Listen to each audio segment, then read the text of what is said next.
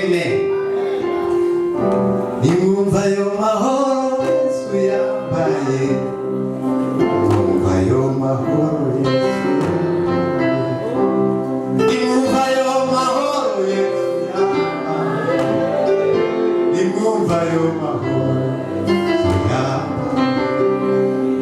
nimumva yo mahoro Yesu yambaye, nimumva yo mahoro Yesu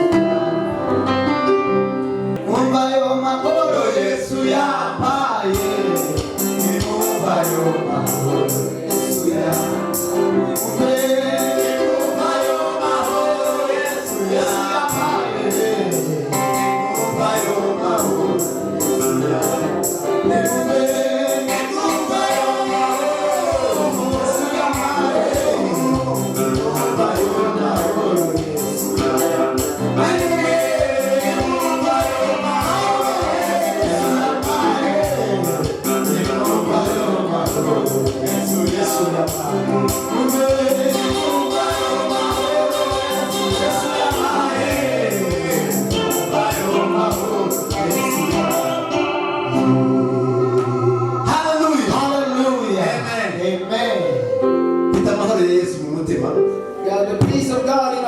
kandi yuzuye imbaraga zanje n'ubwenge. It is filling my mind and my heart. Igishobora kuza kumbabaza ku mubiri cyangwa umutima, I can try to bring me the heart. Isano imbaraga Yesu yubatse mu z'amahoro. It finds the peace and the power of God. Icyo gihe gisa nkaho kitariho. In that moment it's like it's not. Afite ibyiringiro. That's the hope of Christ Jesus.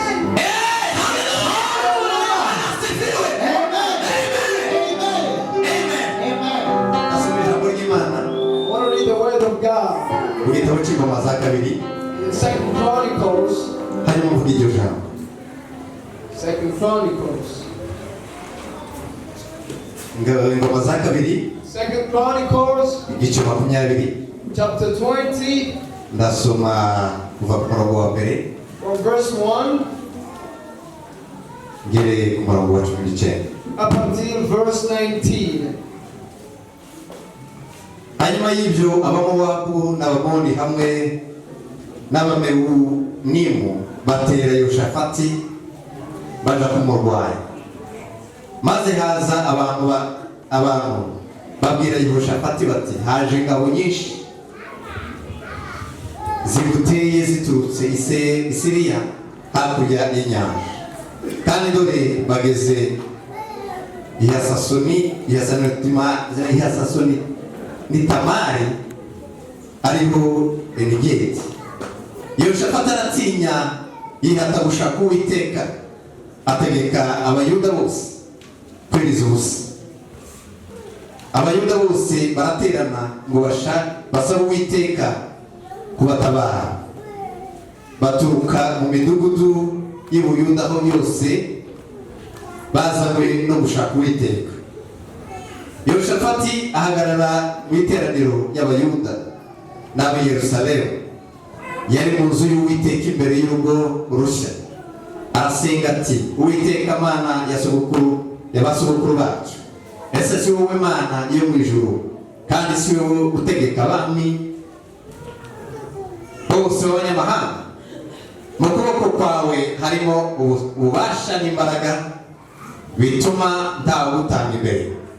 Mana yacu, si wowe wirukanye abaturage bari muri iki gihugu imbere y'ubwoko bwawe bw'Abisiraheli, ukagiha uruzaro rw'inshuti yawe Aburahamu ngo kibe icabo iteka ryose, maze bakakibamo, kandi bakaba bubakiyemo izina ryawe ubuturo, bagasenga bati, nitugerwaho n'ibyaha, ari inkota cyangwa igihano cyangwa mugiga ndetse n'inzara, tuzaja duhagarara imbere y'iyi nzu n'imbere yawe, kuko izina ryawe riri muri iyi nzu, tugutakambire uko tuzaba tubabaye, nawe uzatwumva udutabare. Nuko none Barabamoni n'Abamowabu n'abo ku musozi wa Seyiri, abo wabujije Abisiraheli ko babatera ubwo bazava mu gihugu cya Egiputa, ahubwo bakanyura hirya ntibabarimbure. Dore uko batwituye kuza kutwirukana muri gakondo yawe waduhaye ubazungu. Mana yacu, niba wakwemera kubahana, nta mbaraga dufite zarwanya izo ngabo nyinshi ziduteye, kandi tubuze uko twagira, ariko ni wowe duhanze amaso. Nuko abayuda bose bahagarara imbere y'Uwiteka bari kumwe n'abana babo batoya n'abagore babo n'abana babo bakuru. Maze umwuka w'Uwiteka aza kuri Yahaziyeli mwene Zakariya mwene Benaya mwene Yeyeli mwene Mataniya w'umulewi wo muri bene Azafu, aho yarari hagati y'iteraniro. Aravuga ati, nimwumve yemwe Bayuda mwese, namwe baturage b'i Yerusalemu, nawe Yehoshafati, nawe mwami Yehoshafati, uko niko Uwiteka avuze, mwitinya kandi mwe gukurwa umutima n'izo ngabo nyinshi, kuko urugamba atari urwanyu ahubwo ni urw'Imana. Ejo muzamanuke mubatere, dore barazamuka ahaterera haje isise, muzabasanga aho ikibaya giherera mu butayu bw'Yeruweli. Muri iyo ntambara timuzagomba kurwana, muzahagarare mwireme n'iteko gusa, mwirebere agakiza Uwiteka azabaha, yemwe Bayuda n'ab'i Yerusalemu. Mwitinya kandi mwe kwiheba, ejo muzabatere kuko Uwiteka ari kumwe namwe. Maze Yehoshafati yubika amaso hasi, abayuda bose n'ab'i Yerusalemu bikubita hasi imbere y'Uwiteka baramuramya. Abalewi bo muri bene Kohati nabo mu bakora bahagurutswa no guhimbaza Uwiteka Imana ya Israheli n'ijwi rirenga cyane. Amen.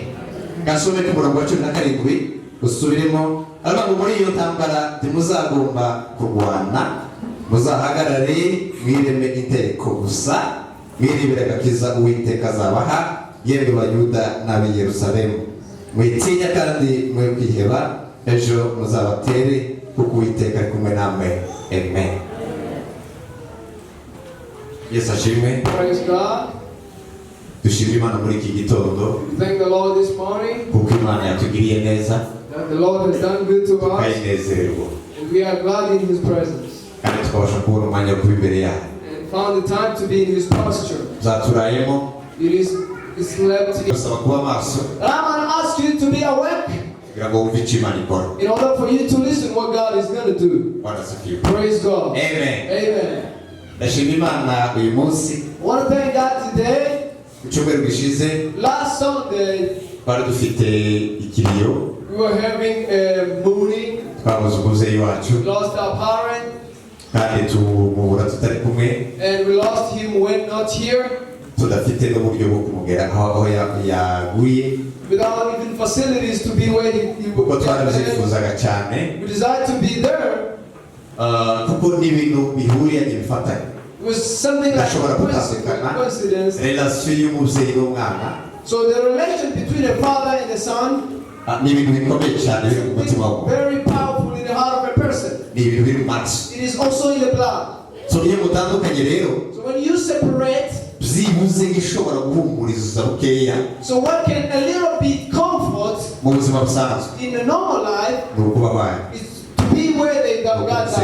To say bye.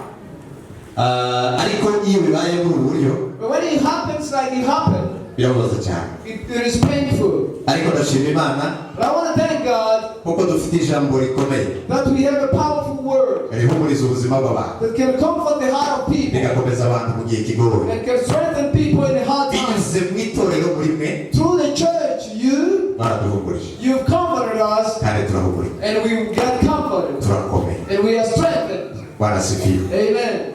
Mwaratwiyeretse cyane. You've shown yourself to us. Mwafatanyije natwe. You got together with us. Twarabaye. and we've been together. benshi baraje mu rugo So many, they came home, baradufasha imirimo, they supported us with different works. bazanye amafaranga, Some brought money, batubaye hafi. so they've been close to us. Kuri ibyo byose Imana ibahe umugisha. So in all of that, God bless you. Imana ibahe umugisha ku zo mwadukoreye, God bless you for everything you've done, natwe tuzabizishyura kubakorera. and we will as well repay that back. Bwana asifiwe. Amen.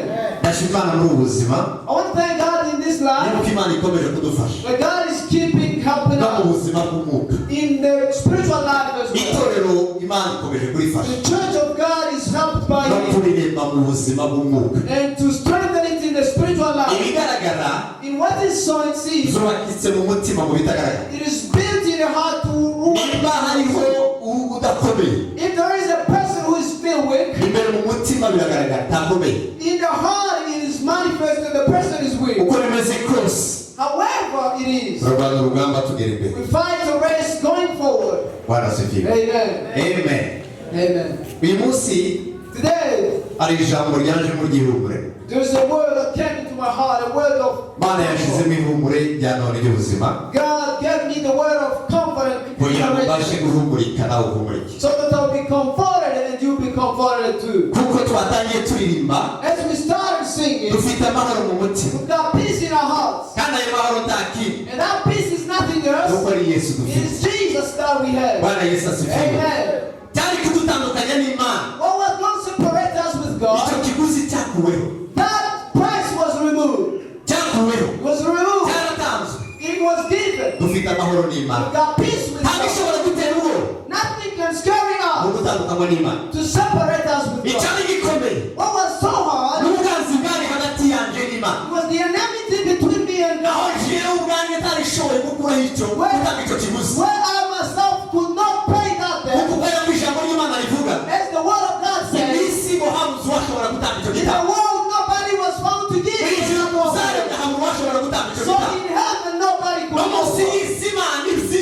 biriyo And even on the ground, ngo habura uwashobora gutanga icyo gitabo. nobody Kizima, was able to give that offering. kizima, A faithful and blessed kitari gitambo sacrifice. gipfuye, kitari gitambo cyo kwicwa, bitari biriya ziriya nka intama n'ibindi. No bulls and goats. Igitambo kizima. The full sacrifice. Yesu araboneka And Jesus was found. akuraho ubwanzi bwose And he took away all bari hagati y'Imana n'umuntu. between man and God. Imana yongera kuvumurera abantu kandi And God was again abantu bongera kandi people. kwinjira mu busabane And n'Imana. people entered again the relationship with God. Kubera iyo mpamvu And for that reason, nashatse ko tuganirije kuri vuga ngo urugamba si urwawe. I want to talk about the word that says the battle is not Bwana yours. asifiwe. Amen. Urugamba si urwawe. The battle is not yours. Urugamba urimo none The battle that you are in ntabwo today ari urwawe n'urw'Uwiteka. is not yours, it's God's. Imana niyo ikurwanirira. God is the one fighting for you. Imana niyo ihagaze mu ruhande rwawe. God is the one standing on your side. Kandi Imana yacinye imbaraga And the powerful God idashobora gutinya, who can never be afraid idashobora no kunanirwa, and who can never be niyo defeated mu ruhande rwawe. is on your side. Bwana asifiwe. Hallelujah. Haleluya. Amen. Bariya bagabo batatu benshi cumi na babiri bagiye gutata. The 12 spies men who went to spy them, Babiri muri bo 2 out of bari them, bafite Imana. they had God. Babonye abanaki bakomeye barebare b'abanyembaraga. They've seen Enoch's Ariko hari total, isezerano ry'Imana. but there was a promise of God. Imana yari yavuze ngo iki gihugu. God already told them this country, I'm giving to you is your promised land. Hanyuma And then icumi muri bo babonye ibintu uko bisanzwe. 10 out of them, they saw things normal. Barebesha amaso y'umubiri. They looked with this naked eye. Ariko babiri muri bo But 2 out of them, bari abanyembaraga. they were powerful Bari men. bafite Imana mu buzima They bwabo. had God in their Icyo lives. bavuze gusa Well, the only thing they basenga said, isengesho rikomeye. they prayed a powerful Baravuga ngo prayer. niba Uwiteka They twishimiye, said, God is happy for us. aba ngo tuzabarya k'imitsima. Who eat them like bread. Niba Uwiteka twishimiye, If God be on our side, Bwana Yesu asifiwe. amen. Ubuzima bwawe mu rugamba urimo, The life of yours and the battle you urugamba passing hari urwana through, narwo. the battle you passing through, Niba Imana ikwishimira mu ruhande God rwawe, is delightful to you. urugamba si urwawe, The battle is not urugamba yours. ni The urw'Uwiteka. battle is God's. Ubuzima turimo bwa buri munsi The life that we read every day, it is a battle. hari abarwana n'urugamba rw'ubuzima Some they mean a battle of life no mu bigaragara biriho none. in the things that we see. Hari abarwana mu buryo bw'umwuka. Others they fight the battle of the Twese spirit. ni urugamba tuhaye turwana All narwo. of them they are battles. Ariko byinshi muri byo But all together That's what can scare the life of people. That's when Christian, when he was in the valley of the shadow of death, and there was a lot of darkness. In so many whispering voices, in a lot of rocks and stuff, he felt agony. But again, he received the word of God. He said, let me continue with the journey. Let me be strong because there's a place I'm going. And I don't have to be disappointed. There are so many things stopping us from destiny. Some are like mountains before you. But the battle is not yours. The battle is God's. Praise the Lord. Hallelujah. The battle is not ours. So many people, they fainted. Others, they got wounded. To carry on, it's very tough. And they were wounded by others. And some others got discouraged and they left. But I want to tell you there is hope. Don't be disappointed. The power is God. The Lord who's on your side. The Lord inside of you. There's power to rise you back. Although you seem like good. Although you seem like you don't know where you're going. But God is going to be your life. Because life continues. Praise the Lord. Amen. Amen. We've got a lot of challenges in the daily life we live in.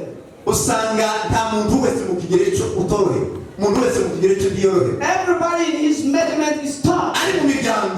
Whether in families, some people are burdened because of the problem going on in families. Some they might not be poor, but there is some they are sick. Some they are tired because of poverty. Some they are tired because of their health. Probably they have things, but they don't have things. Whatever people are passing, there are a lot. But there is hope. And the hope is Jesus. Jesus is the one that gives peace.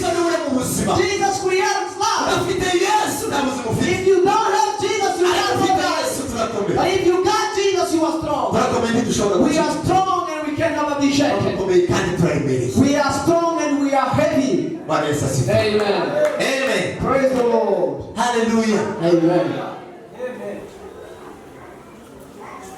Amen. Amen. Impamvu ikuri imbere, The reason or the thing before you ibyo wibwira, and the thing you're thinking, urayuri bunanirwe. it's probably you get close to faith. You're closer to get out. In your life, it's hard, impossible. In your time you speak, it's impossible. If you don't have Jesus, it's impossible. But if you have Jesus, Jesus is the starting point and the ending point of your life. The first conception of your life, that was God. And He's the one with the long plan over your life. Praise the Lord. That's what He told them. And He said, I knew you before you were created. And I sanctified you. And I called you. And you're going to carry my plan. Oh, hallelujah. Hallelujah. Brothers, don't be disappointed. You're not an accident. You're not an accident in this life. Your existence is not. But there are a lot of flaws. But it's strong in your life and you feel like not living. You feel like there is no rescue for you. You feel always negative words. But Satan lied to you. Those are the words of Satan. That's not the truth. Because the word of God says in Jeremiah, I know what I'm thinking about you. It is good and not bad. In order for me to create love for you,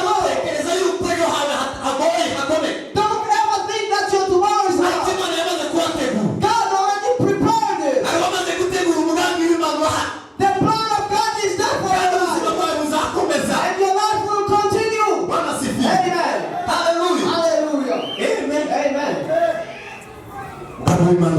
The plan of God is so big. They're powerful before you. The Satan is standing against you.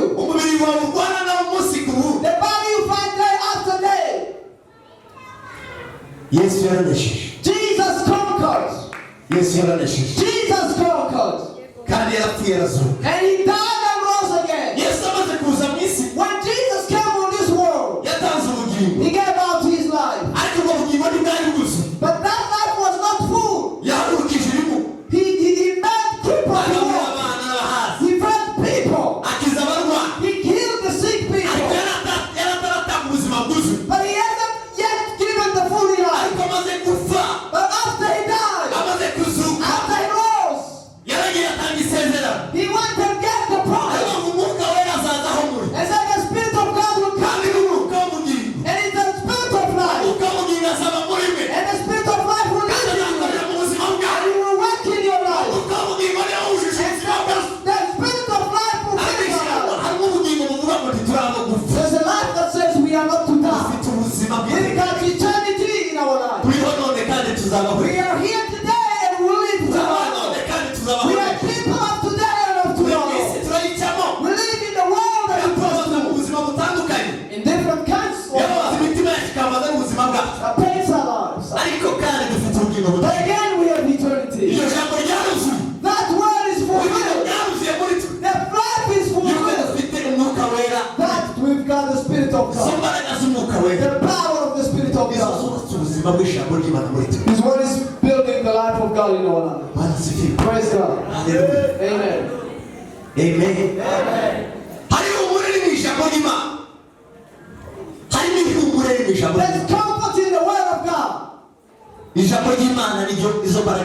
The word of God is our power and strength. Our life is built on the word. Because the word will never pass away. It is eternity word. This word is Christ.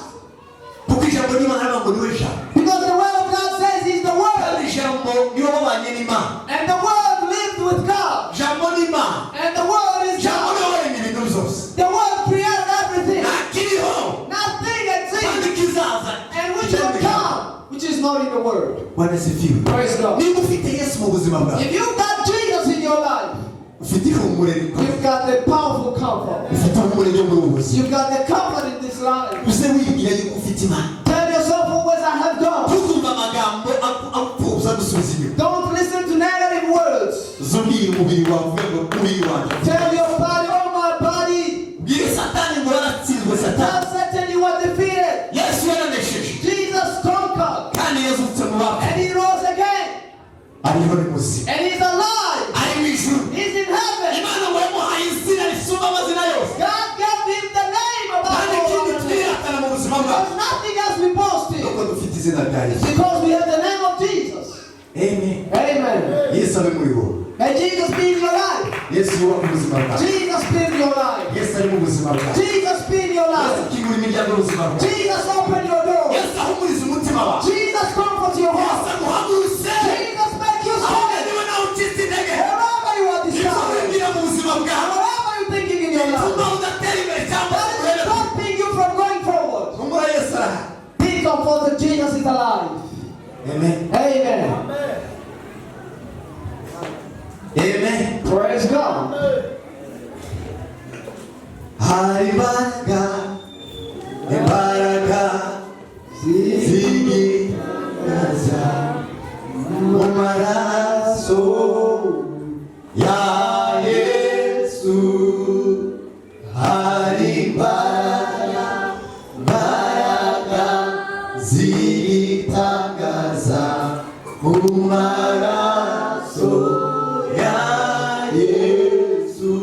Kuna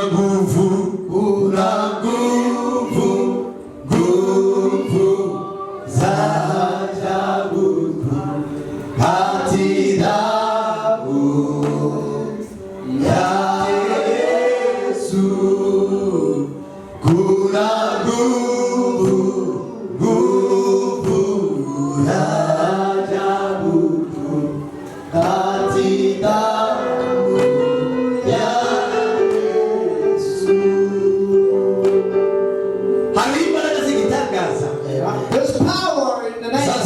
bapfu. That made Jesus to rise again. Izo mbaraga nizo yahaye abize. The power he gave it to the believer. Abizeye Yesu. All the people that believe in Yuko Jesus. yapfuye ku musaraba. That he died on the cross. Akaduhereza ubutumwa bwiza. And he gave us the gospel. Bwo kubohora abantu. To set free the people. Abizeye Yesu. The people who believe in Yuko Jesus. yapfuye akazuka. That he died and rose again. Akabahereza imbaraga. And he gave them power. Zo kunesha. To conquer. Abizeye Yesu. The people I believe Yuko in. azagaruka. That he will come back. Barakomeye bafite isezerano. They are strong and they have eternal Bafite isezerano promise. ry'ubugingo. They have eternal promise. Nubwo barimo kugera muri ubu buzima. Although they pass through this life. Ariko bariho kandi bazaba. But they are and they will be.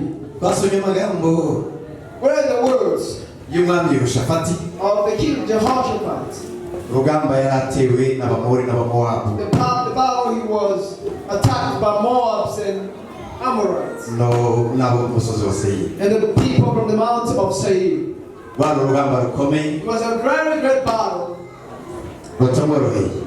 Which was not easy for him. Yehoshafati yari yarakoreye Imana. Jehoshaphat served God. Amaze kwima ingoma akuye se Asa. And when he replaced his father Asa. Asa yari yarakoze ibyiza imbere y'Imana n'ibishimwa. Asa had worked good things before God. Akuraho ibigirwamana bya Shera. He removed all the idols.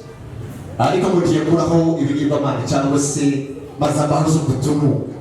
But he never removed like all the altars. Akorera Imana mugendera mu ajana n'Imana, agendera mu bushake bw'Imana. Served God and walked in his presence. Hanyuma Yehoshafati yiriye ingoma. And then when Jehoshaphat became akorera king, ishimwe imbere y'Imana. he did what was pleasing God. Imana iramuzamura. And God lifted him up. Imana imuha icyubahiro. And God gave him Imuha honor. no kwemerwa. And gave him honor. Karera arakomera. And he grew up Kandi strong. ibyo burakomera cyane. And his kingdom was powerful. Kandi agarura Imana mu He Isiraheli. brought back God in Israel. Yarayoboye Ubuyuda. He was leading Judah. Ngo atangira kwigisha ijambo ry'Imana. And he started teaching the word of God. Arema abakirisitu bararemaka. And Christians were Ubuzima bw'abakirisitu bushingiye ku ijambo ry'Imana. believe because lack of belief. Agenda mu mudugudu y'Ubuyuda ayigisha ijambo So ry'Imana. they went in Judah preaching the word of God. Baragenda barema Imana mu buzima bwabo. People got God in their life. Bagira icyubahiro arakomera. And he was honored in the country. Ntiyagira icyo ati.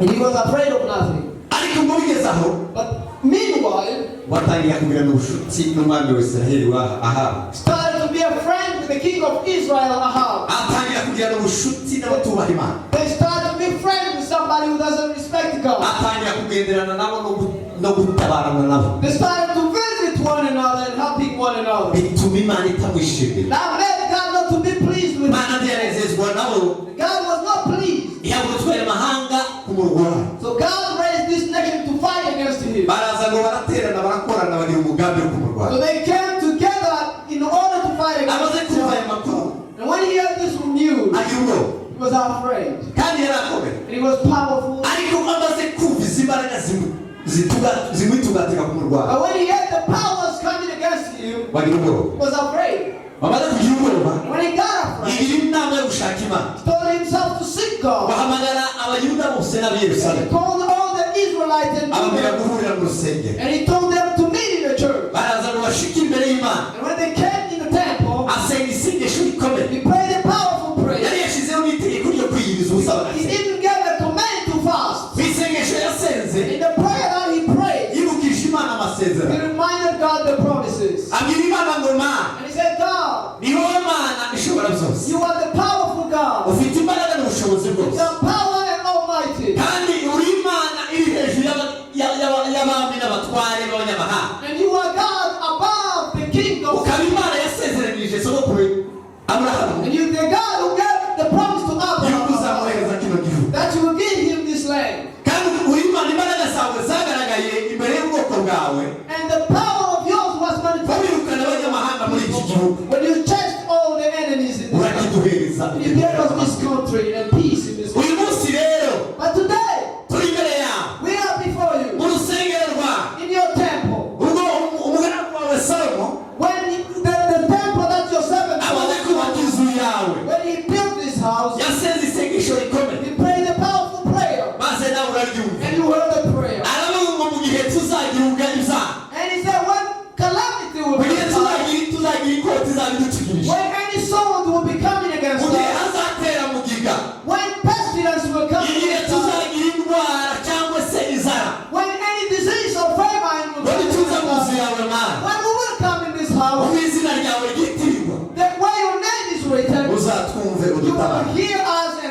God. Praise the Lord. Oh, hallelujah. Asenga isengesho rikora ku mutima w'Imana. Pray the prayer that touches the heart of God. Kindi kiza gituma Imana igoboka umukirisitu mu buzima bwe. There is nothing that makes God to come in and rescue. No kwikora ku mutima. It's to touch His heart. Kandi gukora ku mutima w'Imana. To touch the heart of God. No kwibutsa amasezerano ye. Remind Him His promises. Bwana asifiwe. Amen. No kwibutsa icyo yavuze. To remind Him what. Iyo wibukisha Imana icyo yavuze. When you remind God what He said. Wowe wiyibagiwe. It's like you forgetting yourself. Your position is over. And you position God before. And when God is about to rescue, when God is about to fight for us, He wants us to be off. To get tired. To feel that we can't. And say that we have no strength. And tell Him that He is able. And put Him before. But every time we still fight on our behalf. The battle still moves on. Still have enough time to fight about it.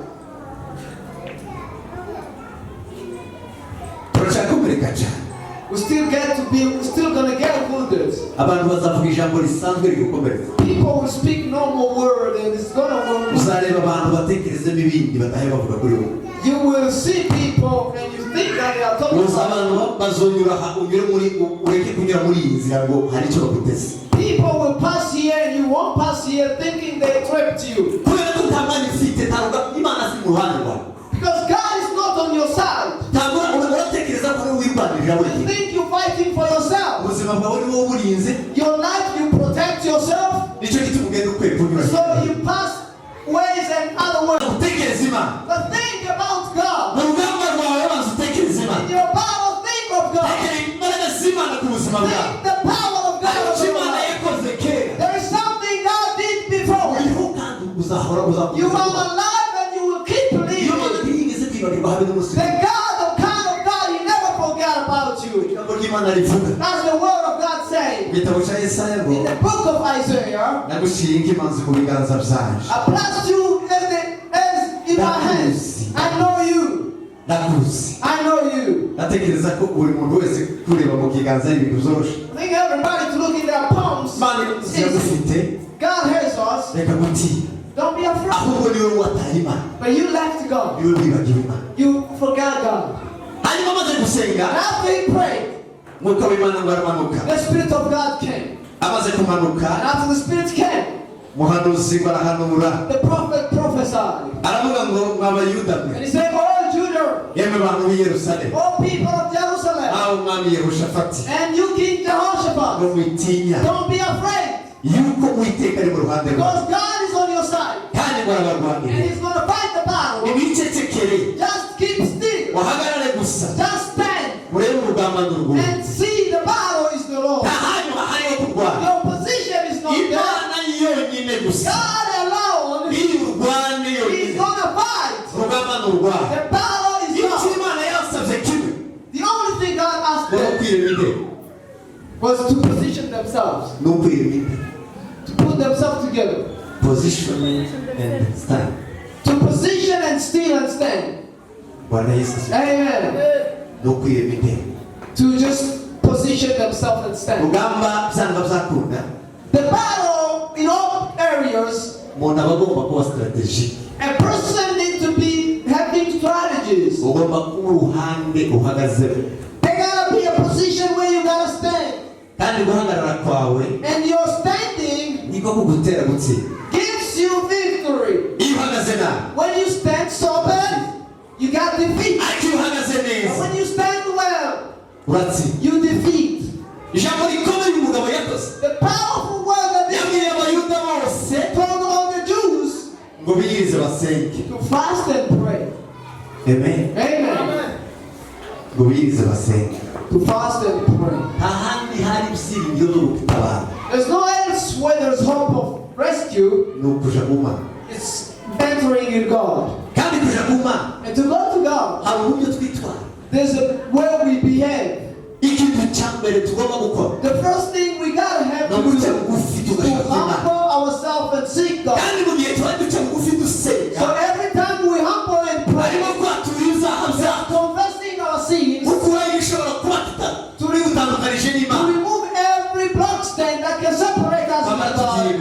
and then give ourselves wholly to God. Praise God. Amen. Amen. And then give ourselves entirely to God. The powerful thing, when the prayer of fasting, it works in the life of a person.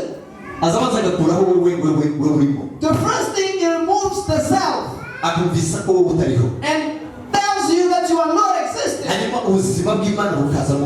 the life of God enters in your life. And the Spirit of God dwells and rules in your life. And then the Spirit of God removes every possibility. And He removes you making the way for yourself. He removes you fighting for yourself.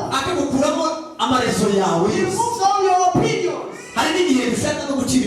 There's a time where we want to make a way for God. And we say, if God, you want to help me pass right here. Because you can't pass to this person. But when you humble yourself, your life get humble before God. And then the Spirit of God fills you. And the one to let you and He removes all your opinions. And God makes a way. Praise God. Hallelujah. Hallelujah. And God makes a way. Amen. Praise God. God makes a way. There's nothing else God wants. God wants you to check yourself. Find out why God is not rescuing your life. Find out why you're not relating with God. Find why the power is too tough for you. There gotta be a trap or a block standing before you. Jesus said it well. He said, all you who are weary and tired, come to me and I'm going to give you rest. Our life is to be free from God. For us, He has the power to bring rest. Is that all of us? We can fight for ourselves. But where we need to stand is in prayer. Go seek God in prayer in order for you to see the rescue of God. In order for you to find power that will strengthen your life. Don't be dismayed. Go and seek God and humble yourself before Him. And God will lift you up. Amen. Amen. And God is lifted in your life. What did they do? After they prayed and after they positioned themselves, they started praising God. There's nothing else, however it might be, he praises God no matter what. Whether there are tough things before you, when they come before you, you don't look yourself. You praise God. Amen. Amen. You put God before. The praise is filling your heart. The praise fills your life. And then comfort is created in you. And your rescue is right there. Go humble yourself and pray. Seek God. Remove all blocks that can make God not to rescue you. The reason you fight for yourself is because you're standing on something. Amen. Amen. Because you're standing on some of the things. And that's a lie. You thought that can build you and give you peace. Wealth cannot give you peace. Witchcraft of protecting yourself cannot. All of those, they are temporary. There's no other power except living with Christ. Except building on Christ. The power that fight against the power of devils. Just the way he attacks you in your mind. ubuzima the way he brings out that can destroy haba your n'umurimo life. wawe wonyine Even your own body ushobora kuba urugamba kuri wowe can be a battle to you. ariko igifite imbaraga zo kunesha urwo But rugamba what has the power over gushingikiriza kuri is Yesu. to lean on to Christ. Amen. Amen. abo bagabo uyu mugabo yaravuze ngo This man said, twebwe ngo nta mbaraga dufite say we don't have power, ariko ngo duhanze amanye maso but we look to God. duhanze imana amaso We look to God. yonyine kuko imbaraga zituzungurutse Because the power surrounding us, ntabwo dufite imbaraga ntabwo dufite ububasha bwo kuzirwanya we have power to fight against ariko it. duhanze imana amaso But we look to God yonyine alone. barasifiye Amen. amen Amen. ubuzima bwawe bwose All your life, ntukaburebere mu bandi don't look it in other people. ntukabwirebere mu wowe Don't look it in yourself. habe n'ubwo wowe uzi no gukora Even if you know how to work, ariko hanga imana amaso but look to God. tegereza imana Wait upon God. shaka imana Seek God. hari ubuzima bukomeye There's a powerful life buri muri kristo yesu that is in Christ Jesus. icyo cyatumye ijambo ry'imana rivuga muri That's what yohana the word of God says in John. biravuga ngo bamwemeye bose All that accepted him bakizera izina rye and they believed his name, yabahaye ubushobozi gave them power bwo kuba abana to b'imana be the children of God. oh haleluya Hallelujah. harimo imbaraga zo kwizera yesu There is power of believing God kugira ngo wakire ubugingo in budashira order for you to receive eternity. bwana yesu asifiwe Amen. amen Hallelujah. amen Praise God. harimo imbaraga zo kwizera There yesu is power of believing God. kandi izo mbaraga zo kwizera And yesu the power of believing nizo God zari mu buzima bwawe is what will ufite make you life. ubugingo You've got life niba warizeye yesu if you trusted in kandi Jesus. kwizera yesu And believe in Jesus. imbaraga zihindura It is the power that changes. zihindura ubuzima bwawe Changing your life. yesu yageze muri wowe When Jesus enters your life, ikintu cya mbere aza kuramo the first things he removes ni ubwoba is fear. bwana asifiwe Amen. icyo ushobora gutinya cyose ntakiriho Whatever you can be afraid is not ufite yesu mu existing buzima bwawe except Jesus in your life. ikidazarema mu buzima bwawe And the other thing he creates ni ibyiringiro is the hope.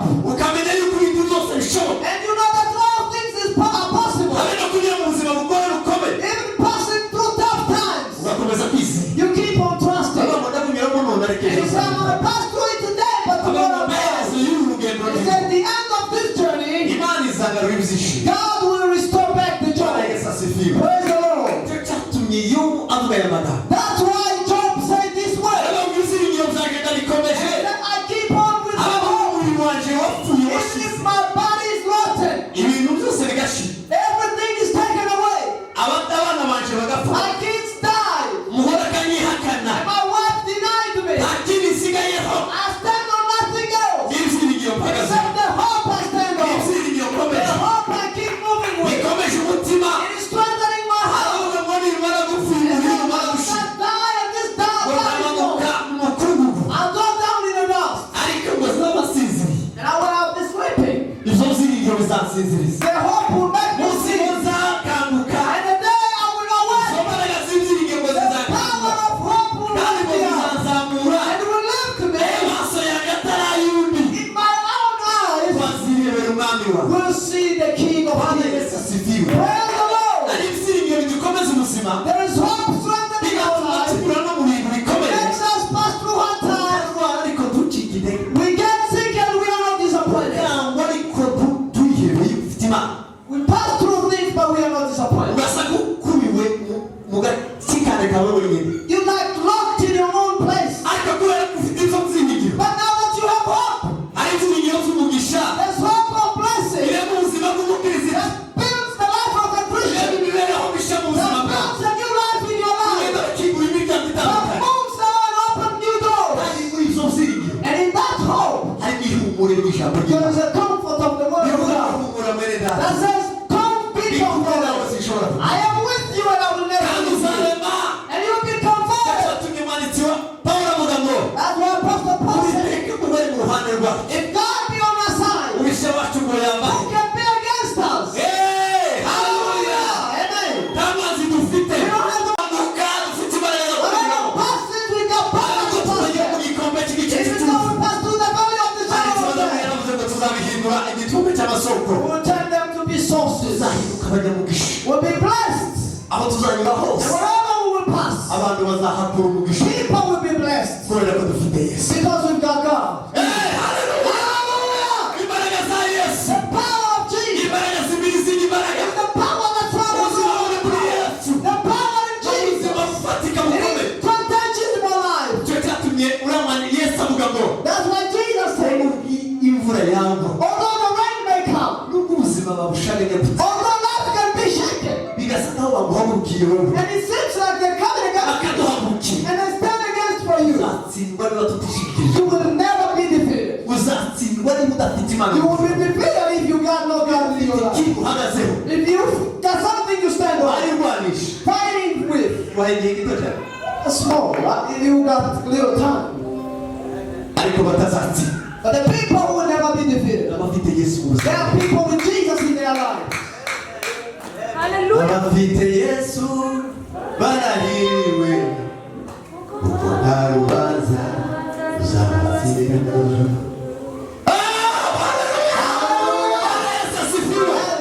Ikintu Yesu azakora mu buzima bwawe. The thing that Jesus does in your life, Azabanza gukuramo wowe. He removes you Akaba and He lives in you. harimo wowe. You, Hariho wowe. there is you Utuye muri wowe. that lives in you. Kandi wowe And you ahora akubeshe ku bushoboye.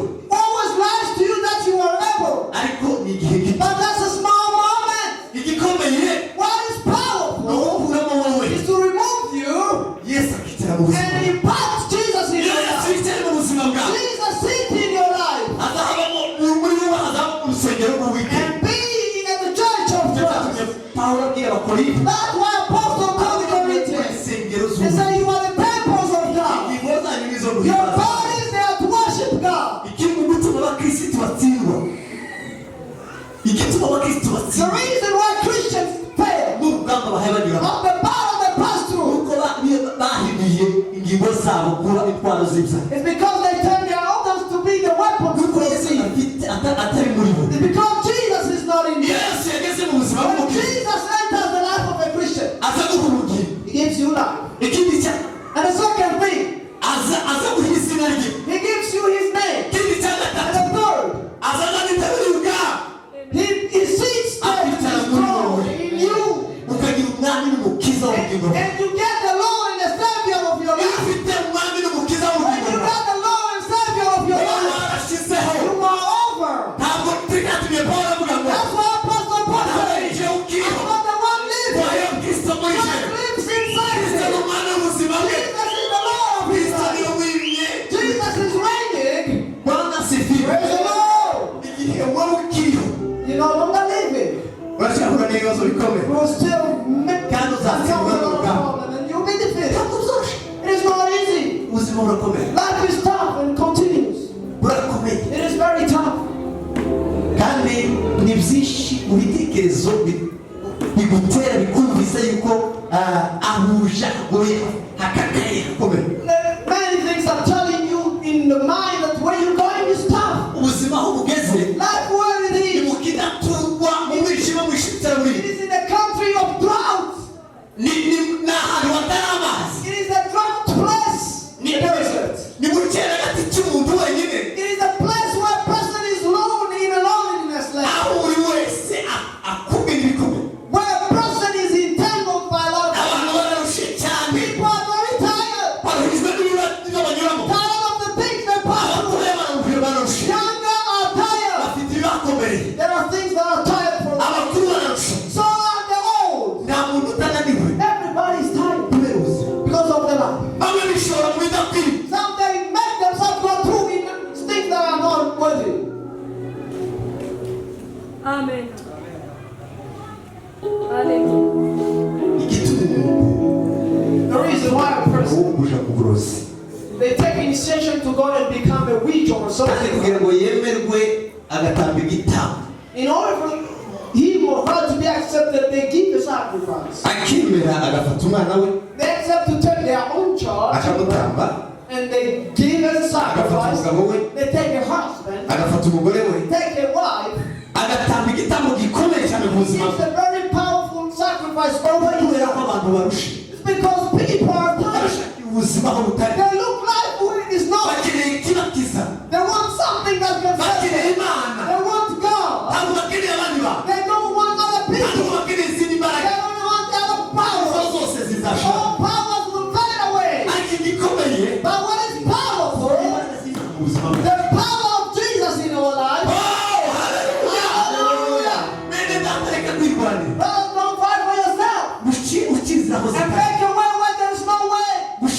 buzima bwawe and seek my life where it's not to be found. urugamba n'urw'uwiteka The battle is God's. imana yaguhamagaye The Lord who called you, niyo ifite umugambi ku buzima the bwawe one with the plan over your life. ugomba guca bugufi You gotta humble yourself ugashaka imana and seek God. ukiyegereza imana mu buzima bwawe Welcome God in your life. wamara kwiyegereza imana mu buzima When you bwawe welcome God in your life, imana akaba ari isohoza umugambi wawe God fulfill His plan. amen haleluya oh haleluya Hallelujah. urugamba turimo The battle that we're passing through, ni urugamba rwo kwizera it is the battle of faith. urugamba rwo kwizera The fight of faith, ni urugamba rwo kurwanya icyaha it is the battle to fight against sin. niba hari ibindi ushyize imbere yawe If there are other things you're passing before abariye you, n'abakirisitu baje I mu want to talk with the Christian who are going to niba heaven. hari ubundi rugamba ufite If there is any battle you wari face, benshi duha urwana nabyo why are you fighting against? hindukira ugaruke Come back. amen Amen. icyo ugomba kurwanya Well, you gotta fight cya mbere first. ni icyaha It is sin. manditse igitabo cy'abaheburayo The right of the Hebrews. yaravuze ngo ntiturabe aho tuvusha amaso He said we've never achieved the best What do I shut do? down, fighting against sin. kandi icyaha cyaje mu buzima bwawe And sin came into your ni life ukugira ngo kibwangirize in order to destroy life. ushireho Finish it. icyaha cyaje kugira ngo cyangirize ubuzima bwawe Sin came to destroy the life, ushireho to be finished. urugamba rwa mbere ugomba kurwana nayo The first battle you gotta fight ugomba kurwanya icyaha is to fight against sin. bwana sifiwe Amen. haleluya Amen. haleluya Hallelujah. haleluya Amen. igituma ubuzima bwacu buzohofika The reason our life is toast like nuko this tutamenye urugamba tuhaye turwana is because we don't know the kind of battle we face. aba tuhaye turwana mu guhangana We're n'abantu not fighting, wrestling with ariko people. uzamenya ko aribo bakuroze Although you will know that they are the one who ntabwo ari belongs cyo to rugamba you, ugomba kurwana nabo that's not the battle you should fight. amen Amen. ugomba kurwanya ubwanzi bwa satani Fight the enemy of devil, ubuzima bwawe nicyo cyaha your life and sin. muri iki gihe In these times, abantu benshi barahindukiye people many turn. icyo barimo kurwanya ni abana They fight other people. ndetse n'ubuhanuzi bwinshi niko bumeze And that's how so many prophecies icyo are. gituma abantu batagisenga ngo yumve ko yasenze That's why people they pray and feel like they are not praying. agende basenge bamuhanure They go pray so that they will not bavuge ngo prophesy. naka na naka bari basanye ibihe And say, you know, this person and that, they bewitched you and will bavuge ngo naka yari guhagurukira They say this person is standing for hanyuma you. n'abatangiye kurema izindi mbaraga There are others creating other zo powers guhangana na mwene se of fighting with their zo power, guhangana mu itorero to fight even in the zo church, guhangana n'umuvandimwe wawe fight with your own zo brother, guhangana mu miryango to fight even in the family. ariko urwo si rwo rugamba But tuhaye that's kurwana not narwo the fight we fight. turarwana urugamba rwo kwizera We're fighting the fight of faith. cyatumye pawulo avuga ngo That's why Apostle Paul narwanye said, intambara nziza I fought a good fight. yo narizi no kwizera I came to faith. kandi ngo nararura And I finished my nyuma y'urwo race. rugamba And after that, mubikiwe amagambo the crown of life is waiting for bikiwe me. ingororano The crown is waiting for me. bene data Brothers and sisters, umve ko izo guhangana nabyo biveho relieve what you're fighting with. niba hari abaguhagurukiye If people stood for you, kukuroga to bewitch you, ufite imana mu buzima bwawe if you got God in your life, bizabasanze they will be of no effect. kandi imana ntiyemera ko If God allows bababaza ubuzima bwawe for your life to be, izaba ari uruganda uhayijyamo that will be a test you kugira ngo pass. bigutunganyirize ubwiza In order for you to refine for your uzaba glory, ari ukongera imana mu buzima you'll bwawe be adding more power of your life. haleluya Hallelujah. barasifiwe bizamera nk'umukirisitu I will be like Christ. ngo yabonye umugabo uri hirya You saw a man on the other side urimo kumena amavuta who was pouring oil, umuriro ukomeza kugurumana and cyane the fire kept niba imana burning. yemera kunyura muri urwo If ruganda God wants you to pass through, niba imana yemera kunyura muri iyo nzira if God wants you to pass that way, iragucura He's refining you. Amen. irimo iragucura He's refining you and irakuremera ubundi bwiza busha He's creating new glories for you. irakuremera izindi mbaraga He's creating new power for you. zikomeye That is more powerful. hindura icyerekezo Turn the course. icyo tugomba kurwana nacyo cyane. Whatever you find, the first thing you should fight. Ni icyaha. It is sin. Kuko icyaha cyangiza ubugingo. Because sin destroys life. Ijambo ry'Imana riravuga ngo The word of God says, ubugingo bukora icyaha the soul that sins buzapfa. will die. Amen. Amen. Ubugingo bukora icyaha As the soul that sins buzapfa. will die. Ariko haguruka. But stand. Bana urugamba rwo kwizera. Fight a fight of faith. Urwanya icyaha mu buzima bwawe. Fight sin in your life. Uzagera ku musozo You will uhabwa at the umugisha. end and be glorified. Mana tugirire neza. God bless you. Mana ibahe umugisha. God bless you. Haguruka ubwire umwete Stand wo kurwanya urugamba ufite. and fight the battle of God. Kandi urwo rugamba ni urwawe. And the battle of God is yours. Urwo rugukwiriye. It is suitable for you. Ushobora kugira ubwoba uri wenyine. You might be afraid alone. Ariko niba uri kumwe n'Imana. But if you are with God, Imana yavuze ngo wipozisione. God is saying position yourself. Hagarara mu masengesho. Stand in prayer No mu ijambo ry'Imana. and in His word. Imana yonyine izarwanya urugamba. God alone will fight the battle. Hanyuma izagarura ishimwe mu buzima And He bwawe. will bring back Aho ubona hari ibyaha where you see there is problem. azahinduka umugisha It will be blessing ku buzima bwawe. in your life. Mana tugirire neza. God bless you. Ijambo ry'Imana mu ryakire. Receive